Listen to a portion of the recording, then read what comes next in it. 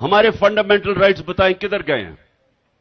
मुझे ये बताएं कि परवेज के घर पे जो रात बत्तर बंद गाड़ी आर्मर्ड कार से उसका दरवाजा तोड़ा गया है, किस महजब माशरे में ऐसे होता है?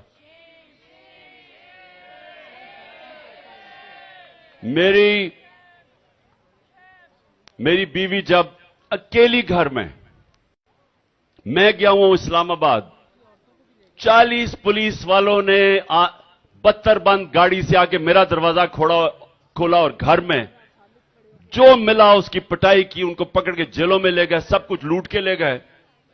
किस कानून के तहत?